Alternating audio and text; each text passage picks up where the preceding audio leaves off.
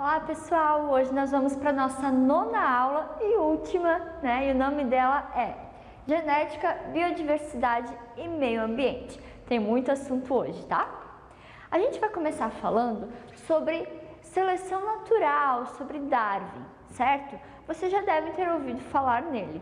Darwin, ele é naturalista, naturalista.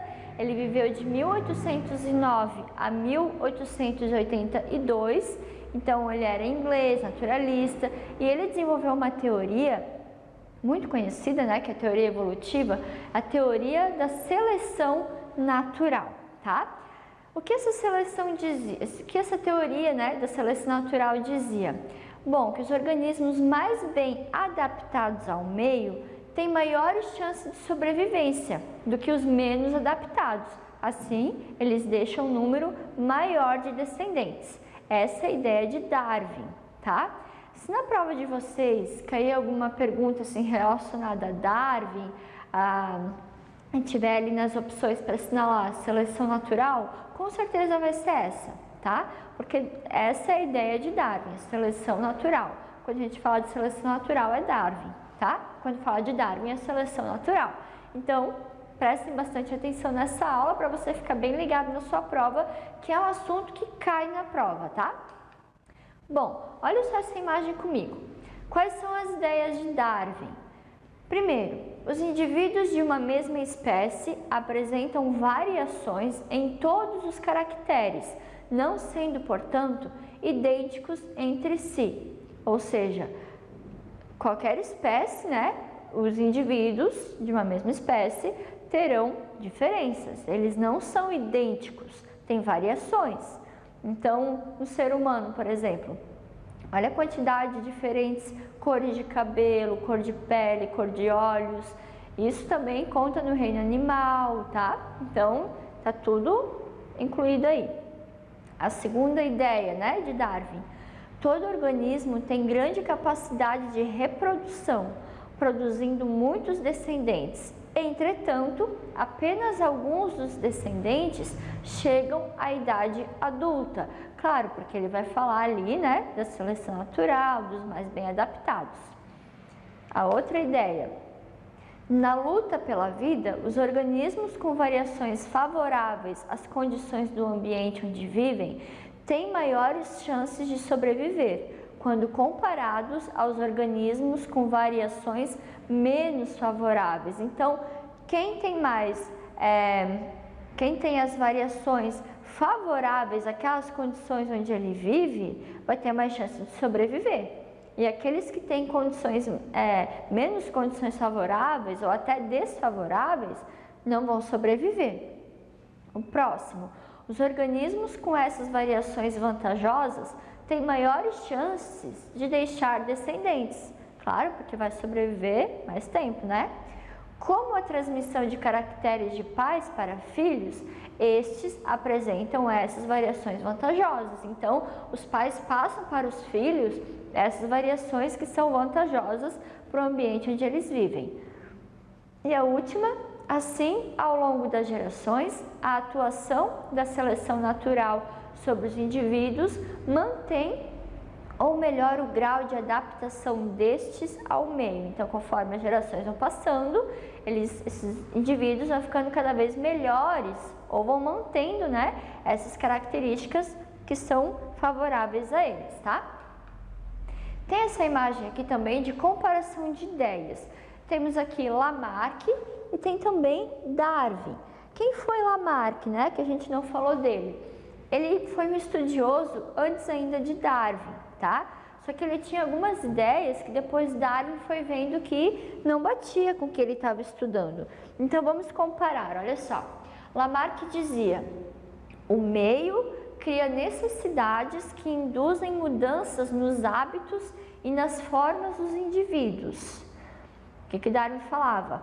O meio exerce uma seleção natural que favorece os indivíduos portadores das características mais apropriadas para um determinado ambiente e num determinado tempo. Então, Lamarck dizia que o meio criava as necessidades, que induziam mudanças, nos hábitos e nas formas dos indivíduos, dos animais. Já o Darwin falava que o meio exercia já essa seleção natural, que favorecia os indivíduos que tinham características melhores. Qual era outra ideia de Lamarck? As novas características conseguem-se pelo uso ou desuso repetido de um órgão ou parte do corpo. Ou seja, os seres vivos, né, vamos usar os animais, que possuíssem novas características, que eles fossem usando ou desusando, né, essa lei do uso e desuso fazia parte dessa ideia de Lamarck. Então, quanto mais o animal usava uma parte do corpo, mais ela, né, ficava no animal e ia melhorando. Se o animal não usava alguma parte do corpo, ou seja, a lei do desuso, ela podia até atrofiar, né? Já o Darwin falava o seguinte: no seio de uma população, certos indivíduos apresentam características que lhes conferem uma melhor adaptação em relação aos outros, ou seja, alguns organismos têm no seu corpo, né, algumas características que ele consegue se adaptar melhor àquele ambiente do que outros seres, tá? E a última aqui de Lamarck: as características adquiridas são transmitidas aos descendentes. Ou seja, ele pensava que um animal, uma característica que o animal adquiria ao longo da vida ia passar para os descendentes. Ou seja, se um animal brigou e perdeu uma pata, por exemplo, ele pode acabar passando essa característica para o seu filhote. O filhote pode nascer sem uma pata por causa disso, porque o pai perdeu durante a vida. Essa era a ideia de Lamarck e Darwin viu que não era bem assim. Então, o que ele falou?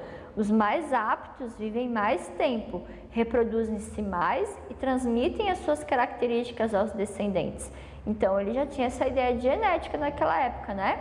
Aqueles organismos que estão mais aptos, mais adaptados a viver naquele ambiente, vão viver por mais tempo, vão se reproduzir mais, claro, porque vai viver mais tempo e vai transmitir as suas características aos seus descendentes, né? Características de pais para filhos. Então, essas foram as ideias de Lamarck e Darwin. Hoje, né, a gente sabe que, claro, graças a estudos anteriores, Darwin teve essas ideias, tá bom? Ele foi melhorando cada uma delas. Mas o que é então genética? Bom, a genética é a parte da ciência que estuda a hereditariedade, tá? Além disso, ela estuda também a função dos genes e a variação dos seres vivos. É através da genética que buscamos compreender os mecanismos e leis de transmissão das características através das gerações. O que é isso? Como é que a gente sabe que eu tenho uma característica que meus pais não têm, mas meus avós têm? Minha avó, entendeu? Meu avô. Então, essas características, né, a genética estuda, que vai passando de geração a geração, às vezes pula uma, né? Outra coisa também, a genética também, pela genética, a gente pode descobrir se o meu filho, por exemplo, tem a probabilidade de nascer com alguma doença ou com a cor dos olhos, né, antes mesmo de ele nascer. Então, eu já posso saber se meu filho pode nascer com olhos azuis, né? E pela genética, eu posso saber isso. Então, é só fazer os cruzamentos ali, né? Que a gente vai fazer daqui a pouco, para saber se o filho tem ou não a probabilidade de ter alguma característica, certo? A genética, ela tem algumas nomenclaturas bem específicas. A gente vai ver elas ali agora. Dá uma olhadinha nesse slide. Bom, primeiro, homozigoto. O que é isso? É o indivíduo no qual os alelos de um ou mais genes são idênticos. Exemplo, usei a letra A, tá? Azão, azão ou azinho, azinho. Então, alelo é cada uma dessas letras. Então, se elas são maiúsculas ou duas minúsculas, nós dizemos que elas são homozigotas, tá? O que é heterozigoto? Diz-se de um indivíduo no qual os alelos de um ou mais genes são diferentes. Exemplo, azão, azinho. Um maiúsculo, outro minúsculo é heterozigoto. Recessivo, quando um indivíduo tem o gene, mas não expressa a característica fisicamente. Exemplo, azinho, azinho. Por exemplo, meu pai tem olho azul, eu tenho olhos castanhos, minha mãe também tem olhos castanhos. Mas como meu pai tem o azul, eu posso ter lá dentro do meu DNA, nas minhas células, esse alelo do azinho, azinho, tá? Ele é recessivo, mas eu posso ter. Então, eu não expressei fisicamente, meus olhos são castanhos, mas eu posso ter lá dentro da minha célula. Então, se meu marido também tiver, e quando a gente tiver um filho, pode ser que nasça com olho claro, mesmo eu e ele tendo olhos castanhos. É um mistério, né? É muito legal. Vamos lá, o que é dominante? Quando o indivíduo tem um gene e expressa a característica fisicamente. Exemplo, azão, azão. Então, por exemplo, eu tenho olhos castanhos, então eu expresso essa cor.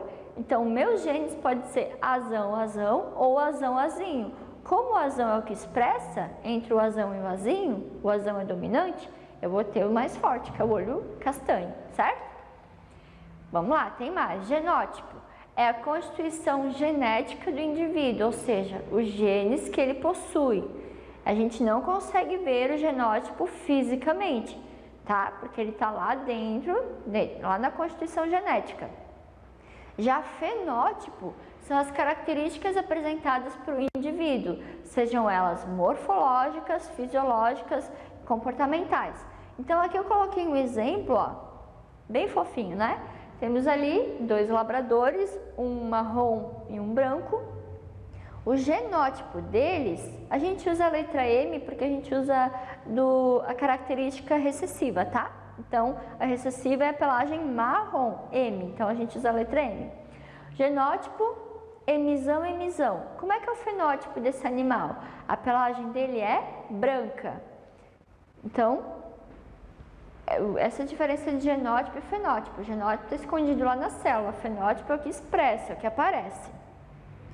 O segundo ali, ó, Mzão, Mzinho, e o fenótipo é pelagem branca também. Lembra que eu falei? A letra maiúscula sempre prevalece, tá?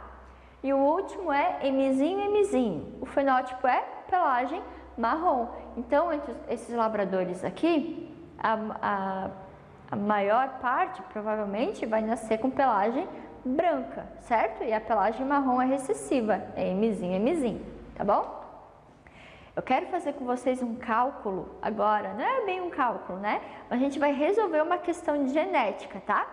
Então, eu quero que vocês leiam comigo o que está escrito aqui no próximo slide, a gente vai resolver aqui no quadro. Olha ali comigo.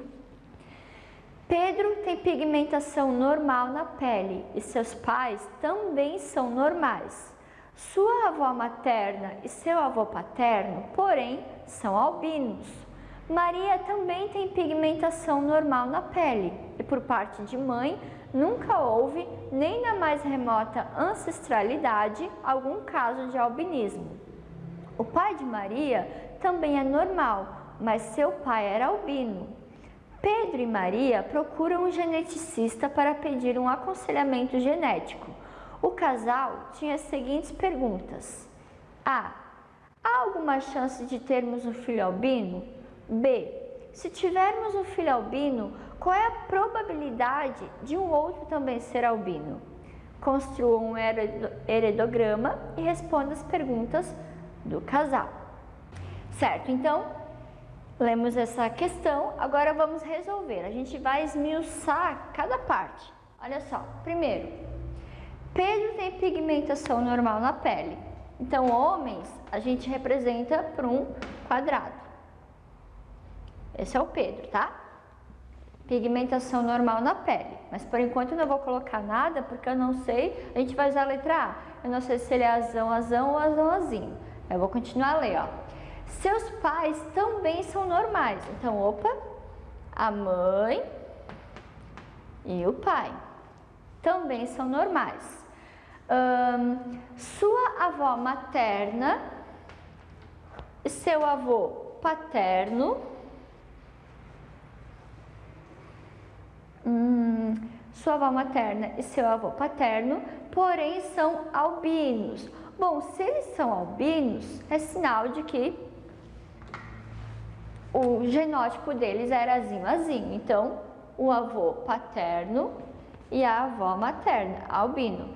Se os avós têm esse gene azinho, azinho, vai passar pelo menos um para o pai e para a mãe. A gente pode considerar que eles têm, tá bom? Eles são normais, então azão, porque eles são normais, e o azinho, porque os seus pais eram albinos. Então, assim, ó, considerando aqui, eu posso considerar que o Pedro também tem esse genótipo, certo? Beleza, vamos continuar com a nossa história. Maria também tem pigmentação normal na pele. Então, Pedro ele é casado com a Maria, que tem pigmentação normal. E por parte de mãe, nunca houve, nem na mais remota ancestralidade, algum caso de albinismo.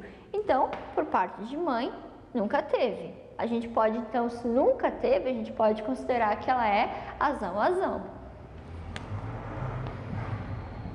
Vamos lá. O pai de Maria também é normal, mas seu pai era albino. O pai de Maria vai ficar um pouquinho apertado. É normal, mas seu pai era albino. Então, o pai de Maria era albino. Se o pai de Maria era albino, a gente pode considerar que ele também ele é normal. Então, o azão por ser normal e o azinho por ter o pai albino, certo? Pedro e Maria procuram um geneticista para pedir um aconselhamento genético. Aí ele tem as perguntas, né? Há alguma chance de termos um filho albino? E se tivermos, qual é a probabilidade de um outro também ser albino? Bom, a Maria, eu posso considerar então o seguinte: ela pode ser tanto azão, azão, quanto ela pode ser também azão, azinho, né? Por causa das características que tem aqui. A gente vai fazer primeiro com azão, azão. Eu vou apagar aqui só para não confundir, tá? Apagar aqui, ó, para não confundir. Depois a gente faz o outro. Ó, filhos. Quando a gente não sabe o sexo da criança, a gente representa com triângulos. Aqui. Muito bem. Como é que a gente faz agora? Vamos juntando, ó. Azão, azão. Azão, azão. Azinho, azão. Mas o maiúsculo sempre vem primeiro, tá? Então fica azão, azinho. E de novo, ó. Azão, azinho. Tem alguma chance aqui de o filho ser albino? Não, né? Se o genótipo da Maria for azão, azão, pegando aqui, ó, do pai e da mãe, não vai ter chance nenhuma. Mas agora vamos mudar a história, tá bom? Se o genótipo da Maria for azão, azinho, esse azinho daí vindo do pai, aí a história pode mudar. Vamos ver aqui, ó. Vamos fazer de novo para ficar bonito. Olha só. Azão, azão. Azão, azinho. Azão, azinho. Azinho, azinho. Pronto. Tem alguma chance de ter filho albino? Nesse caso tem. Se o genótipo da Maria for azão, azinho, tem chance sim de eles terem um filho albino. 25% de chance. Algum outro filho tem a chance de ser? Não, né? Só isso aqui, tá bom? Então, se o genótipo da Maria for azão, azinho, pegando o azinho do pai, ela tem chance. Mas, se o genótipo dela for azão, azão, não vai ter, tá bom? Então, gente, isso aqui é uma questão bem típica, tá? Que pode cair numa prova de vocês, tá bom? É bem importante que vocês saibam resolver um cálculo desse, tá? Vamos continuar aqui, ó. Olha só essa imagem agora comigo, falando sobre genética sanguínea. Diz assim, ó, tipos de sangue, A, B e O. Você sabe qual é o seu? Bom, Essa parte do A, B e O seria o fenótipo. É que daí, se a gente vai tentar fazer um exame para descobrir qual é o tipo de sangue, vai aparecer lá. Já o genótipo é o que está aqui nesses alelos envolvidos, ó. Quem tem tipo de sangue A, o alelo vai ser, a gente fala IA, tá? Ou IA-izinho. Quem tem tipo B, vai ter tipo IB ou IB-izinho. Quem tem tipo AB, vai ter IA-IB. E quem tem tipo O, vai ter Izinho, tá? E isso também, gente, tem a ver, a gente pode fazer cruzamento também, tá? Vamos resolver um desses? Olha só, deixa eu apagar aqui.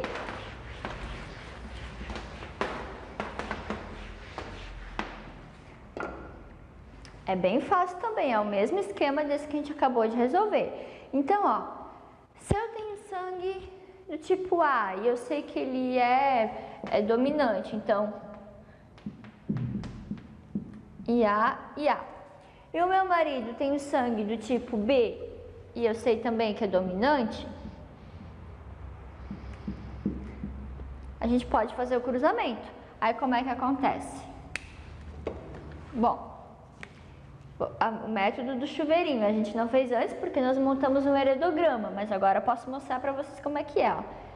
IA e B, né? IA e B de novo, agora de baixo, IA e B, IA e B. Então, olha só que interessante, 100% de chance de ele ser, do tipo de sangue dele ser AB, tá bom? O meu é A, dominante, e do meu marido é B, dominante. Então, se eu fizer o cruzamento, nosso filho vai ter sangue do tipo AB, tá? Dá pra fazer isso com todos aqueles que a gente viu ali. É bem simples, tá? Você mesmo pode tentar fazer, é só ir fazendo o cruzamento como eu fiz aqui. Tem também, gente, sistema ABO, que é aquele sistema que diz para quem você pode doar sangue e de quem você pode receber o sangue. Olha essa imagem. Olha só, quem pode doar para quem?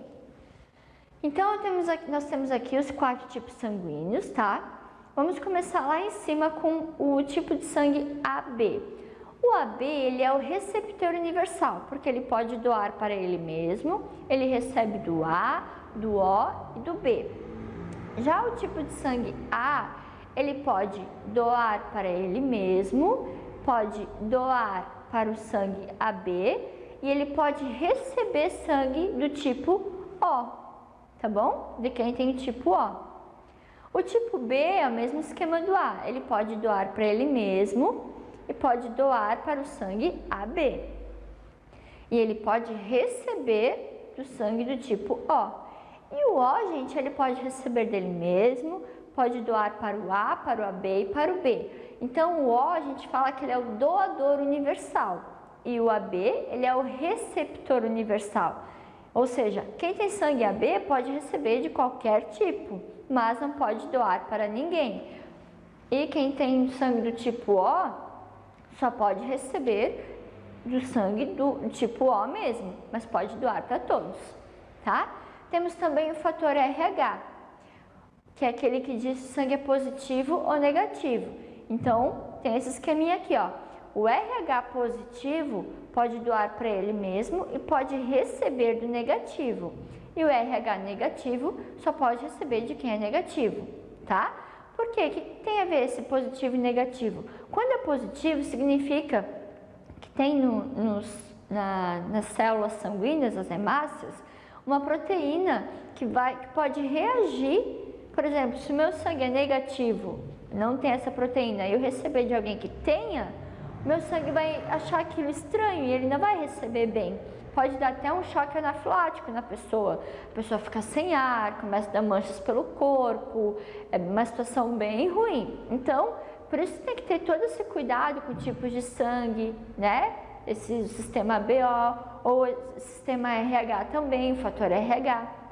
Tem que saber também bem certinho para não dar problema para a pessoa, certo? Vamos falar um pouco agora sobre reprodução sexuada e assexuada. Bom, na reprodução assexuada não há troca de gametas. Quem são os gametas? Os óvulos, os espermatozoides, tá? Os seres gerados por reprodução assexuada são geneticamente idênticos entre si, entre aqueles que deram, né, origem a eles, tá? A gente pode até chamar pode até falar que formou um clone dele. Existem basicamente dois tipos, tá? Brotamento e bipartição, como mostra nessa imagem. Olha só, a bipartição, que é a imagem de cima, é assim, ó, a célula mãe, aqui no caso está representado bactéria, tá? Nessa imagem, a célula mãe, sai outra célula. Então, de uma que tinha, gerou duas, que são as células filhas. Isso é bipartição. Embaixo aqui, ó, nós temos as esponjas, tá? Esponjas são animais marinhos, então não parece um animal, né? Parece um vaso, mas é um animal, tá bom? E as esponjas também se reproduzem assexuadamente, tá? Por brotamento. Então, de um ser vivo que tem ali, um único indivíduo, surgiu um outro também que brotou dele. Então, brota do próprio corpo e ele se fixa ali do ladinho. Assim, gente, dessa forma, formam-se colônias, tá? Vivem várias esponjas uma do ladinho da outra. Esse é o tipo, então, de brotamento, do tipo reprodução assexuada. Tem também a reprodução sexuada, que então envolve troca de gametas, né? Óvulo e espermatozoide.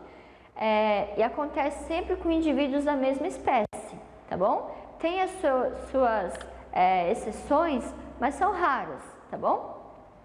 Os indivíduos que surgem por reprodução sexuada não são idênticos aos seus pais, porém são semelhantes. Por isso que nós temos semelhança com nosso pai, com nossa mãe, né? Por causa da reprodução sexuada. Olha só como mostra essa imagem aqui. Tem aqui, ó, o homem em cima, né? Então, ele é um indivíduo diplóide, que a gente fala. Então, suas células 2N, com 46 cromossomos, 46 é da espécie humana. Embaixo a mulher também, tá? 2N, com 46 cromossomos. Aí o que acontece? No homem, sai o espermatozoide, da mulher o óvulo. Acontece que esses gametas, eles têm 23 cromossomos, que é metade de 46. Então, quando junta o espermatozoide com o óvulo, 23 cromossomos de cada, forma então 46. 46 cromossomos, que é o número de cromossomos da espécie humana. E nesse caso ali, forma a célula ovo, tá? Ou embrião, ou zigoto, desculpa, tá? Esse zigoto, então, vai passar por várias mitoses, que são divisões celulares, e vai originar uma nova pessoa, né? Um filho com 46 cromossomos, que é a quantidade de cromossomos da espécie humana, como eu já falei para vocês, tá? Essa, então, é a diferença de reprodução sexuada e assexuada. É bem tranquilo, bem fácil. Certo, gente? Nós vamos entrar agora em outra área da biologia. Vamos falar de biomas, especificamente os biomas brasileiros, que é um assunto que geralmente cai na prova, algumas questões ali bem importantes. Então, a gente vai conhecer cada um desses biomas para que vocês saibam como cada um as suas características, beleza? Mas o que é um bioma? É uma região que tem um padrão de fauna, de flora, de clima, certo? O Brasil é formado por 6 biomas: Floresta Amazônica, Caatinga, Cerrado, Mata Atlântica, Pampas e Pantanal, tá bom? São 6 biomas. Olha só essa imagem aqui do mapa do Brasil e onde se localiza cada um dos biomas. Olha só, gente, o bioma Amazônia, né, lá no norte, bem lá em cima, o maior ali, né, em extensão. Tem também o bioma Caatinga, que fica ali mais na região do Nordeste. Tem também o bioma cerrado, que fica mais ali na região central do Brasil. Também o bioma pantanal, que fica mais ali na região oeste, né, do Brasil. O bioma Mata Atlântica, que pega toda a faixa litorânea, tá? Desde ali do sul, uma parte do sul, até lá em cima no nordeste, inclusive aqui em Santa Catarina, né? E bem lá embaixo, na pontinha, tem o bioma Pampa, certo? Lá no Rio Grande do Sul apenas. Bom, a Amazônia, tá? Vamos passar por cada um deles. A Amazônia, então, é o maior bioma do Brasil, abriga mais de 1/3 de espécies que vivem no planeta. A bacia amazônica é a maior bacia hidrográfica do mundo, tá? Quantidade de água ali. E o clima de lá é quente e úmido, certo? Se vocês olharem essa imagem, dá para ter uma noção de como é esse bioma. Vamos para o próximo. A Caatinga apresenta o clima semiárido, a vegetação é arbustiva e de médio porte, então mais arbustos, tá? As folhas são adaptadas para os períodos de seca, como os cactos, por exemplo, tá? Então, os cactos vivem tranquilamente nessa região que tem muita seca, falta de água. Até as folhas dele, que são modificadas em espinhos, né? São assim por causa dessa região, porque falta água, tá? Vamos lá. O Cerrado, o clima dele é tropical sazonal e tem períodos de chuva e de seca. As árvores têm os troncos retorcidos e tem também gramíneas e arbustos, né? Dá para ver bem nessa imagem aí como se comporta lá a paisagem. Temos também a Mata Atlântica, né, bem conhecida nossa. O clima é tropical úmido, com altas temperaturas e muita chuva. A vegetação com árvores de grande e médio porte, que formam uma floresta densa e fechada. Bem característico daqui, né? E por último, temos os pampas, tá? Pampa é o único bioma exclusivamente brasileiro, ou seja, não tem em nenhum outro lugar do mundo. O clima de lá é subtropical, com as estações do ano bem definidas. A vegetação é com a presença de gramíneas, arbustos e árvores de pequeno porte. Então, dificilmente a gente vai ver árvores bem grandes lá. E lá também a paisagem apresenta várias áreas de pastagem, né? Lá tem muito é uma forma lá de ganhar vida, né? Muitas pastagens por lá. Tem mais um bioma, né? Eu esqueci antes, o Pantanal. Pantanal, como é que é o clima dele? Tropical continental, tem altas temperaturas e chuvas, o verão é chuvoso e o inverno é seco. A vegetação é marcada por gramíneas, árvores de médio porte, plantas rasteiras e arbustos. O nome Pantanal remete às regiões alagadiças, que são os pântanos. Então lá é bastante pântano mesmo, bem alagado, certo? Bom, gente, nós vamos falar um pouco agora de cadeia alimentar. Esse assunto também pode cair na prova de vocês e é bem importante que vocês, se vocês já sabem um pouco sobre isso, se aprofundem um pouco mais, porque pode cair sim também na prova de vocês. Vamos começar então com uma imagem da cadeia alimentar. Olha só, gente, primeiro, o que é cadeia alimentar? São relações de alimentação existentes entre os seres vivos de um ecossistema. Então, numa determinada região, tem alguns seres vivos, um se alimenta do outro para sobreviver e assim forma uma cadeia alimentar. Uma cadeia alimentar, gente, sempre começa com os organismos produtores, tá? Então, que fazem fotossíntese, então sempre um vegetal. Nesse caso aqui, temos como consumidor primário o grilo, porque ele se alimenta da planta. O consumidor secundário é o sapo, porque ele se alimenta do grilo. A cobra é o consumidor terciário, porque se alimenta do sapo. E por último temos o gavião, que é o consumidor quaternário. Percebam que as setas sempre estão viradas para quem está se alimentando, para onde está indo a energia, tá bom? muitas pessoas, muitos alunos meus confundem, né? Põe a seta virada, não é. A seta sempre voltada em direção aonde a energia está indo. Outra informação importante também é que quando nós falamos de nível trófico, é diferente do que a gente vê aqui, consumidor primário, secundário e tal. Por exemplo, nível trófico, a planta está no primeiro nível trófico. Trófico fala de alimentação, tá? O grilo, ele está no segundo nível trófico, então cuidado para não confundir, porque apesar de ele ser o consumidor primário, ele ocupa o segundo nível trófico. O sapo, ele ocupa o terceiro nível trófico, então cuidado para não confundir, tá? Nível trófico é diferente de consumidor primário, secundário e por aí vai. Lembre-se também, gente, quando a gente fala de produtores, são as plantas que fazem a fotossíntese.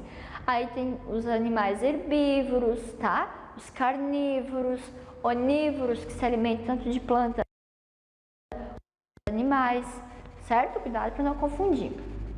Além da cadeia alimentar, temos também a teia alimentar. Então a imagem já ficou bem mais complexa, né? O que é uma teia alimentar? Bom, são relações alimentares entre os organismos de um ecossistema, mas não de forma unidirecional como é a cadeia alimentar. As teias são formadas por várias cadeias alimentares que se cruzam, demonstrando assim que um organismo pode ter diferentes hábitos alimentares e assim ocupar mais de um nível trófico em um ecossistema. Então, se vocês olharem bem essa imagem, por exemplo, a gente pode falar do gavião. O gavião, ele pode passar, ele pode, deixa eu ver aqui, o sapo, ele pode se alimentar do sapo, o sapo se alimenta do rato e o rato vai se alimentar de sementes.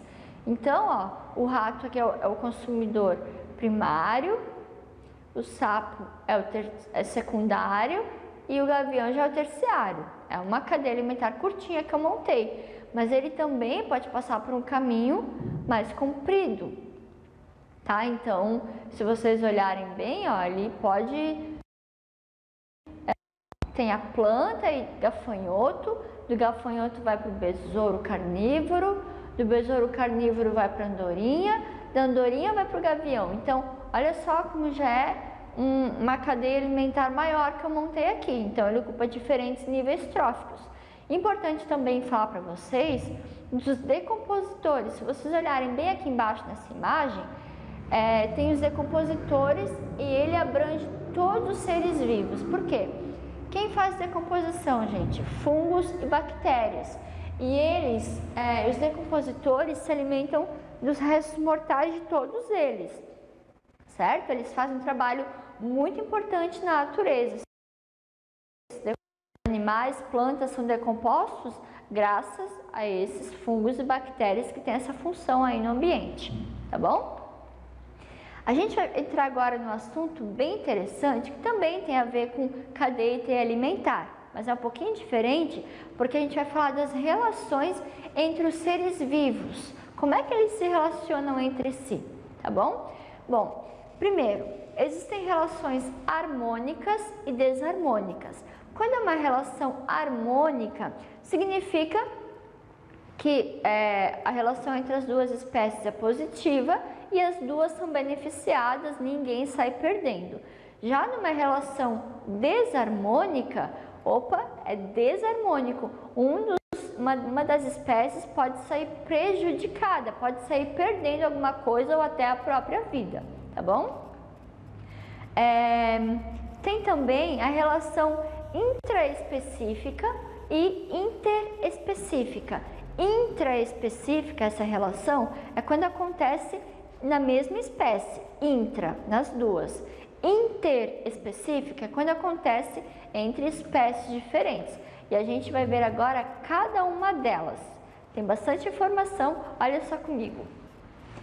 Bom, relações intraespecíficas harmônicas, então entre a mesma espécie e que todos saem ganhando. Sociedade. São indivíduos independentes, organizados e cooperando nos cuidados da prole e manutenção do grupo. Aí coloquei ali como exemplo a abelha, cupins também, tá? Aqui embaixo tem outro exemplo, a colônia. Aqui eu coloquei os corais, tá? São indivíduos associados fisicamente e dependentes que repartem funções. Então, temos esses seres aí, colônia, que são os corais. São animais, tá, gente? Não parece, mas são. Tem todas as características de animais. Então, qual é a diferença entre sociedade e colônia? Na sociedade, como eu falei ali, eles são independentes fisicamente um do outro, tá? Eles não estão ligados fisicamente entre si.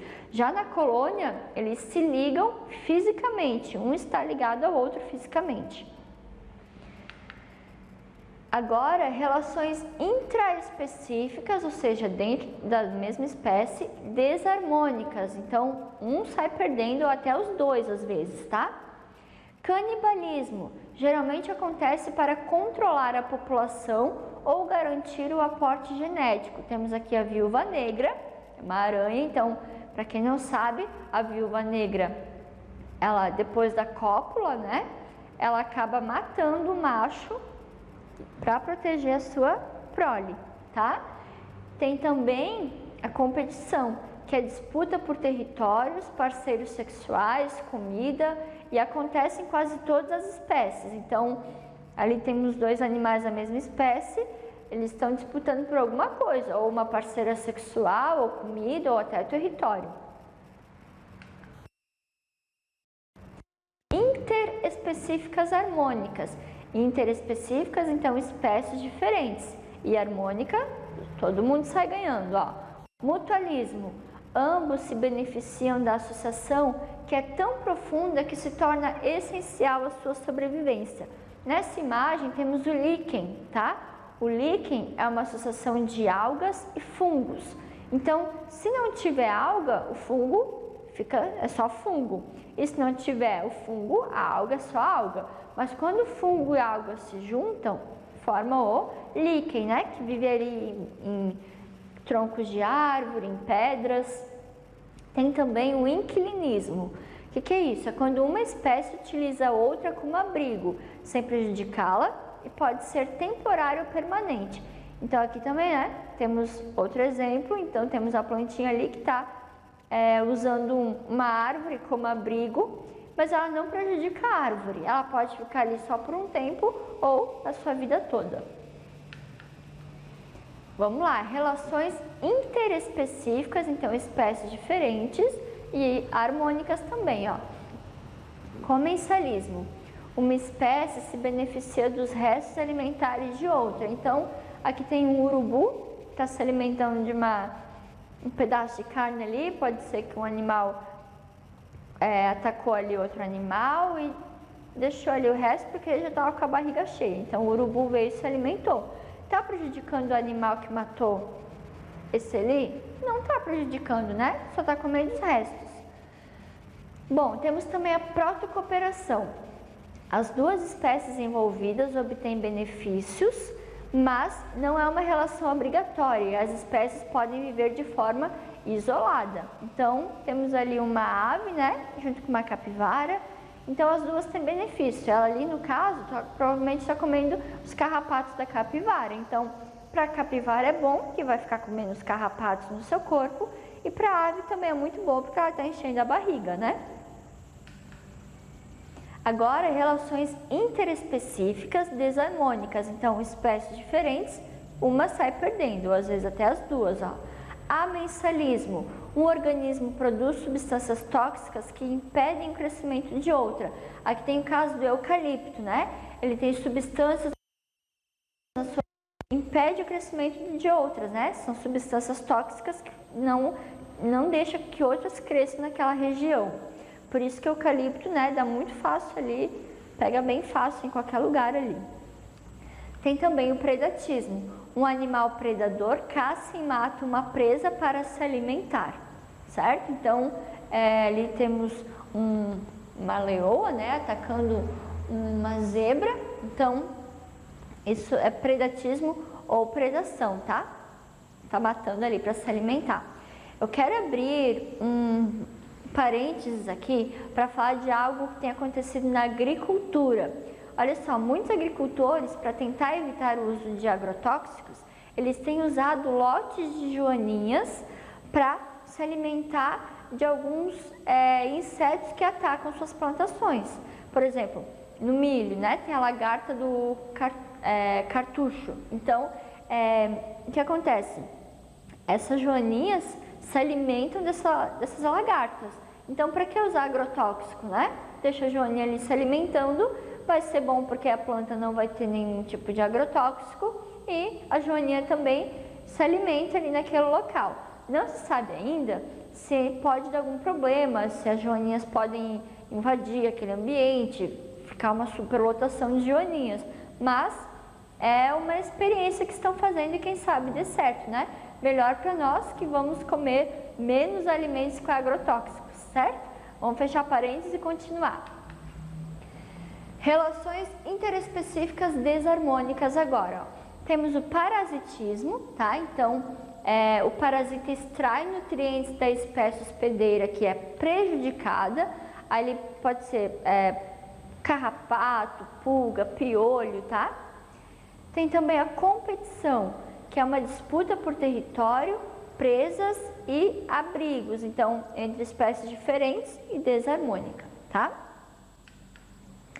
Nós vamos fazer agora uma atividade e eu vou perguntar que relação é essa que vocês veem na imagem, certo?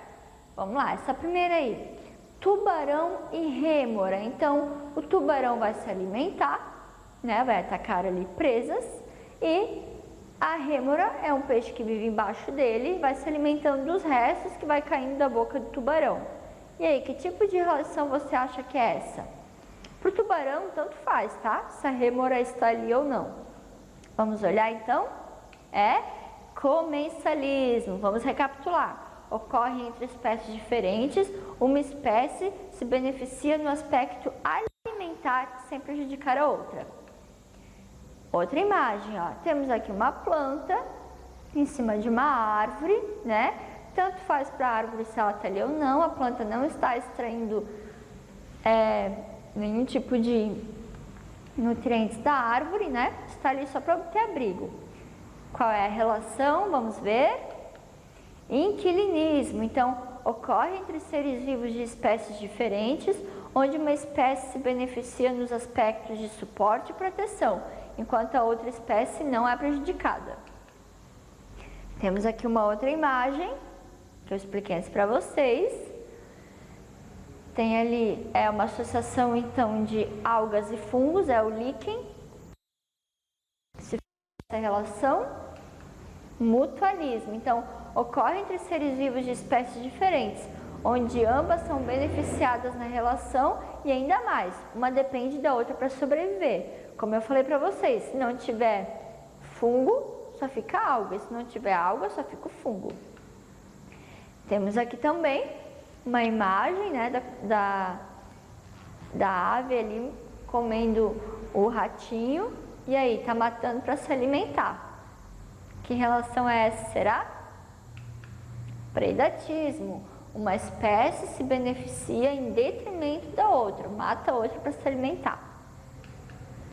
Bom, gente, deixei ali alguns vídeos para vocês olharem. São vídeos bem legais, bem interessantes, eu acho que vocês vão gostar muito. E se ficar alguma dúvida, me perguntem. Certo, gente? Quero ver vocês aí com o certificado de ensino médio na mão, hein? Beleza? Tchau, até a próxima!